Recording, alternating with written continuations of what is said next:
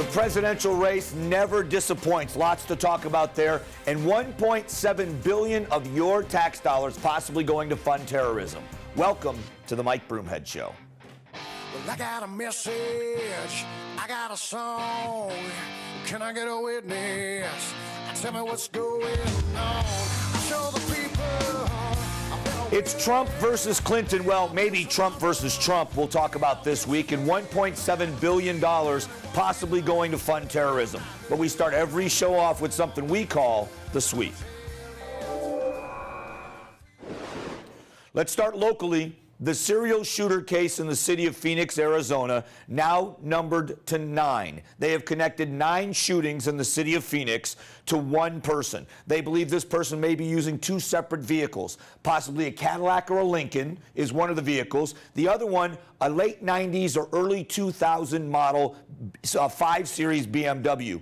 The reward is now up to $50,000. Most of these shootings in the neighborhood of Maryvale, 2 others outside, but they seem to be random. The last one was a guy sitting in his car with his child. Fortunately, he survived, but they have had deaths in these and now 9 shootings connected to one person. If anybody out there has information who this possibly could be, or if this person is talking and you can contact Silent Witness. You don't have to identify yourself, and there is a $50,000 reward for any information leading to the arrest and conviction of the person responsible for these random shootings. So I hope you'll help out. This is something the community needs to get behind.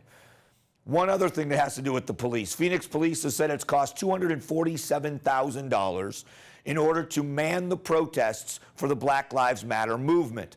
2 of those protests, $250,000 price tag. One of them, if you remember, the protesters trying to access the freeway. The police department doing a fantastic job of not getting violent, not buying into the violent threats, and to keeping the situation calm. But a big price tag. And in response, what do?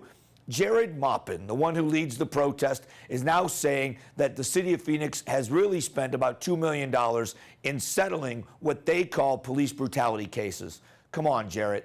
I've known Jared Maupin for a long time. I've had a lot of respect, even though we don't agree with each other many times. What's happening right now is the Black Lives Matter movement, at least in Arizona, is misguiding the public because they make a list of 12 demands. At the last protest, Jared Maupin approached the city of Phoenix police chief, Yonner, and handed him their demands and then walked away proclaiming victory. What nobody knew, and the pawns that were being used in these protests, is that many of those demands have already been met. And Jared Maupin has been talking to the chief of police for weeks. He could have handed that list to the chief anytime he wanted without the TV cameras. But what's the point of doing anything without TV cameras, right, Jarrett? Doesn't matter. Doesn't matter if you're being disingenuous about the motives of the police department. It's really a sad state. Let's switch to nationally. The Zika virus in Florida. The director of the CDC, his name is Thomas Frieden, made a statement about what's happening in one neighborhood of South Florida. Watch this. Zika is now here in the continental U.S. There's a several block area in North Miami where we have confirmed mosquito-borne transmission of Zika virus. This is what we expected. Based on what we know now, it appears that that transmission occurred in early July, and after that point, the local health department did aggressive mosquito control in that area. So what's odd about this is it's one small area, but they're saying pregnant women and their partners should not go where they are. They're actually handing out cans of bug spray to homeless people in that part of Miami. Now, I grew up in South Florida, so I grew up on the other coast, on the Gulf Coast, but it's the same thing. There is a department of the government there called mosquito control. They actually will drive through areas that are infested with mosquitoes with trucks that have big nets on top of it. And they will collect mosquitoes and then count them. Once there is a concentration that meets a certain level, they'll go in with foggers on the back of trucks and fog an area. If it's a much bigger area, they actually had airplanes retrofitted with malathion or other bug killers. They would fly over and dust an area like a crop duster would. It really is a department that is really difficult to try to tamp down mosquitoes anyway. But now that you have an illness like the Zika virus being spread by mosquitoes, They are saying in this one area, you shouldn't go. What are they going to be able to do to get that mosquito population down? Because most of these things most of these cases happened in July. How much bigger will this get? That's the fear, because mosquitoes are such a big problem in South Florida, well, all over the state of Florida. When you put the wet with the heat, it is just where they live and where they breed. So it's going to be tough for the state of Florida. But how many tourists from all over the world and all over the country go to Florida, possibly bringing that disease to wherever they live back with them? That's why they are placing such a big importance on this right now. Couple of things we have to talk about on the show at greater length. First of all, Donald Trump and the Khan family. This is a soldier, Captain Khan, who died a hero in Iraq, and his parents spoke at the DNC. Donald Trump was asked in an interview with George Stephanopoulos about this, and his response is what has gotten so much attention. We'll talk about that. And later on in the show, $1.7 billion of your tax money going to the nation of Iran in a deal that was cut. Is it going to fund terrorism? John Kerry says he can't say that it's not going to. The details of this deal are really what we should be talking about during this political season, because Hillary Clinton says she was in favor of that deal. So we'll talk about those two things coming up here. We also have Broomheads Best, and of course, hashtag this and every one of the shows. So stick around. We'll be back in a moment. And if you're a social media user, don't forget all the platforms: Facebook, Instagram, Twitter, and of course at the AZTV.com website. We'd love to hear from you.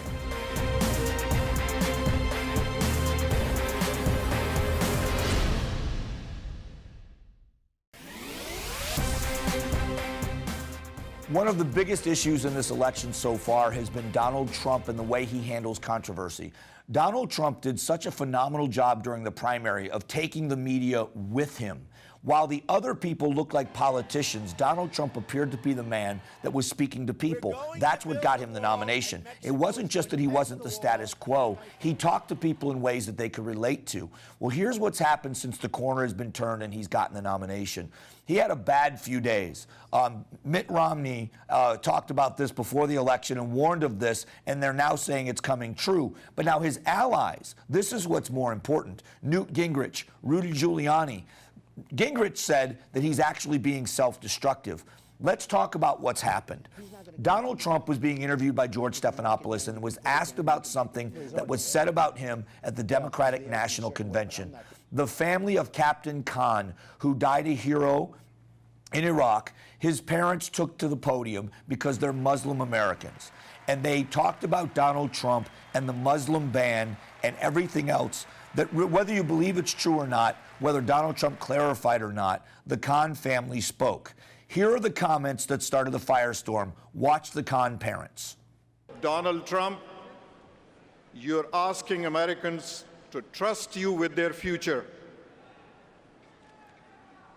Let me ask you, have you even read the United States Constitution?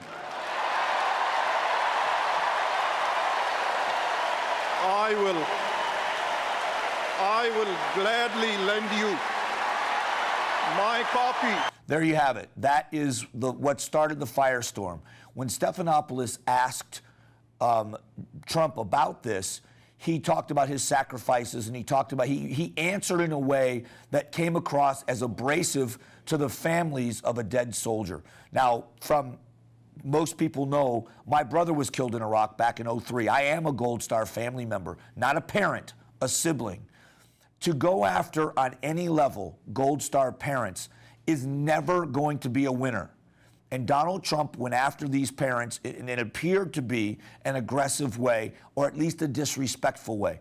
I don't believe he meant it that way, but appearance is all that matters, and the media ran with it. So everyone's been asked. Donald Trump now says he's not going to support John McCain. He may not support, or at least he's withholding his support of Paul Ryan. John McCain has been asked about this multiple times because of this perceived battle between Trump and McCain. I want you to watch Senator McCain and how he responded when someone asked him one too many times.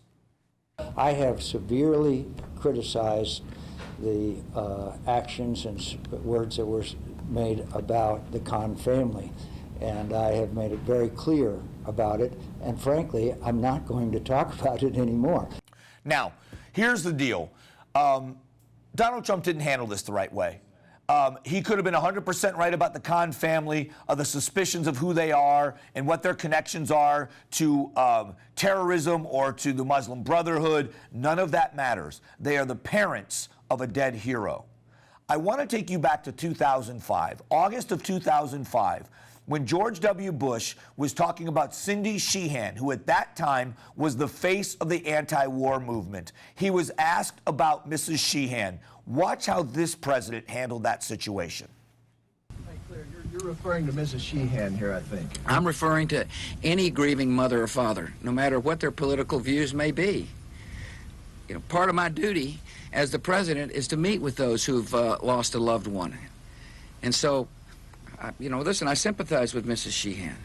She feels strongly about her position, and she has every right in the world to say what she believes. This is America. She has a right to her position. And I've thought long and hard about her position. I've heard her position from others, which is get out of Iraq now. And it would be a mistake for the security of this country and the ability to lay the foundations for peace in the long run if we were to do so. George W. Bush voiced his disagreement with her position, but still sympathized with her situation of being a Gold Star parent. At that time period, I was traveling across the country as kind of the anti-Cindy Sheehan. We battled her and debated her many times, and we were as respectful as we could be. Cindy Sheehan was a crazy woman. Cindy Sheehan said radical, crazy things and was being used and pulled in multiple directions. None of that mattered. What mattered was she was a Gold Star mother. Donald Trump needs to focus on what's important in this election, and he can beat Hillary Clinton. But if he's going to continue to go down these roads, he is going to lose. When we tape this show, latest polls show him down 10 points. I think Donald Trump can make a big comeback, but he's got to handle things differently and talk about the things that matter. In a moment, we'll talk about one of those things. Hillary Clinton was the Secretary of State. She said she supported the Iran nuclear deal. Well, elements of that deal, including a $400 million cash payout to the Iranians as just a down payment. We'll talk about that in a moment and what Trump needs to do. So stick around. You're going to be amazed at the details of this deal.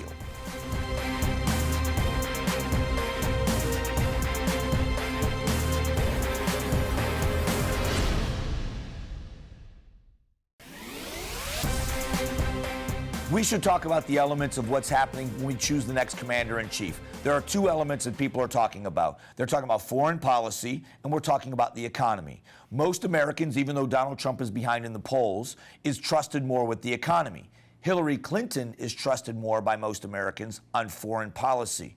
Let's look into that for a moment, because there's an element here that Donald Trump should be pursuing.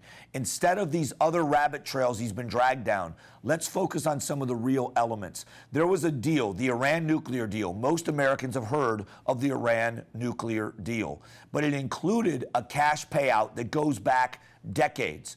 Before I explain to you exactly what's going on in this deal, just take a look at what Senator John McCain said about this cash payout and this nuclear deal.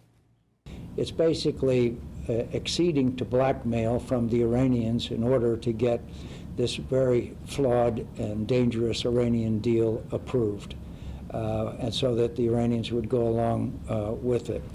That money should never have gone to Iran.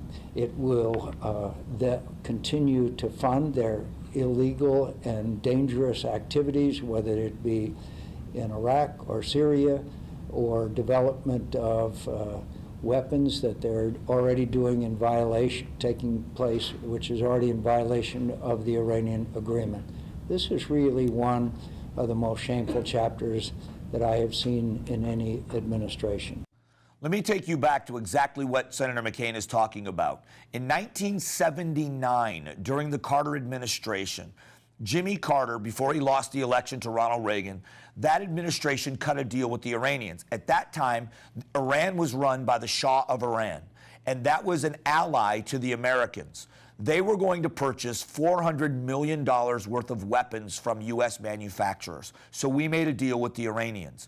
Well, then in came the Ayatollahs and the next regime, and they overthrew and deposed the Shah of Iran. We, as a government, did not recognize that government as legitimate. So we were not going to sell weapons to the Iranians. And we weren't going to give $400 million in cash to a regime that had overthrown the legitimate government that we saw as an ally. So we did not give them back the $400 million. That was 1979. Fast forward to 2015, the Iran nuclear deal. John Kerry, on behalf of our president, cutting this deal. They make an agreement to not only give the Iranians back $400 million in cash, we agreed to a settlement that included interest. We're going to pay, with your tax dollars, the Iranians $1.7 billion. Here's the part of it that's an issue. The exact same day that the administration wants you to believe that one set of negotiators from the State Department were negotiating the release of 5 American prisoners from an Iranian prison, a different set of negotiators were negotiating with the Iranians on the deal of how much money would go back to them. So on the very same day, coincidentally, that we literally took $400 million in cash from multiple jurisdictions. So it wasn't dollars. These were Swiss francs, and they were different denominations from other countries. But it totaled $400 million, was loaded onto an unmarked cargo plane on pallets, wrapped in plastic, and flown to Iran.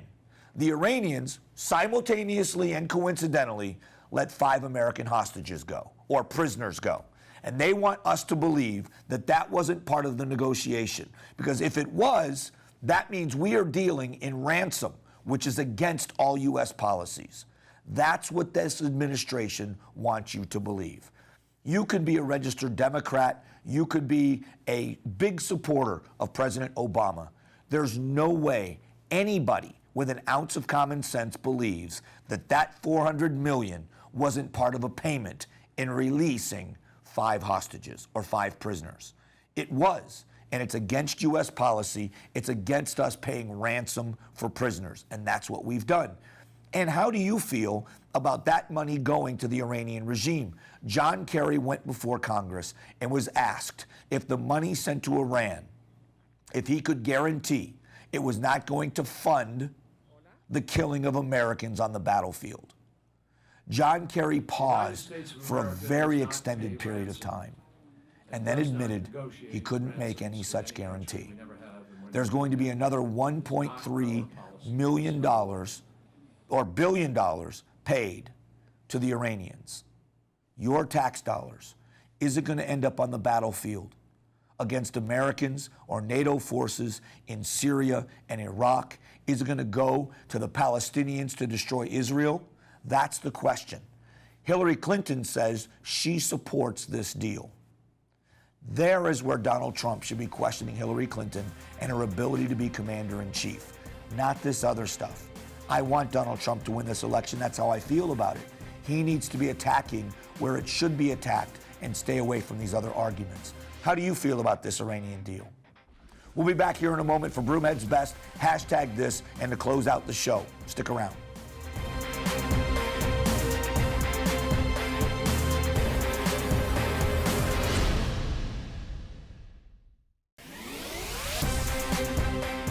Welcome back. This is the part of the Mike Broomhead show that we call From Arizona for America. It's our way to congratulate, but above all, thank the fine Arizona men and women who have recently graduated from boot camp and are now serving and defending our country. So please join me in honoring Airman Angelina Jimenez from Mountain Ridge High School in Glendale, Airman Christopher Bell from Mesa High School in Mesa, Private Daphne Bradley from Desert Ridge High School in Mesa, and Airman Sergio Garcia from Cortez High School in Phoenix. For a full list of our friends and neighbors that are from Arizona for America, go to the Mike Broomhead Show page at AZTV.com. We'll be back here in a minute with Broomhead's Best and hashtag this. Don't go away.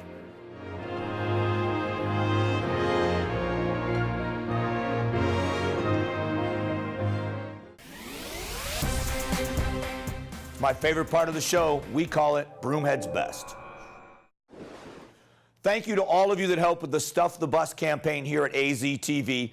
Over $10,000 was raised, 500 backpacks stuffed with kids' school supplies. Thank you to all of you in the community. Your outpouring of support made a huge difference in the lives of a bunch of kids. Now we go to the segment we call #This. I'm calling it #HillaryGoof. Was it a goof or was it a moment of honesty and clarity from Hillary Clinton? You watch this and you decide. I'm telling you right now, we're going to write fairer rules for the middle class, and we are going to raise taxes on the middle class. Whoops. Raise taxes on the middle class. She meant the super rich. But no, that was a moment of truth. That's #HillaryGoof. You can see the full clip online. We'll be back here to close out the show. This was a great #This and Broomheads Best. We'll be back. Don't go away.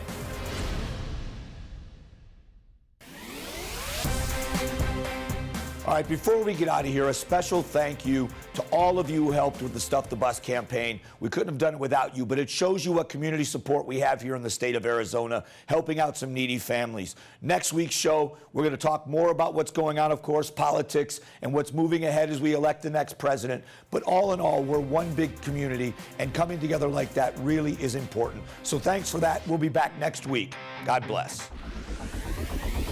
Get more of Mike Broomhead on Facebook, Twitter, and of course weekday mornings from 6 to 10 on News Talk 550 KFYI.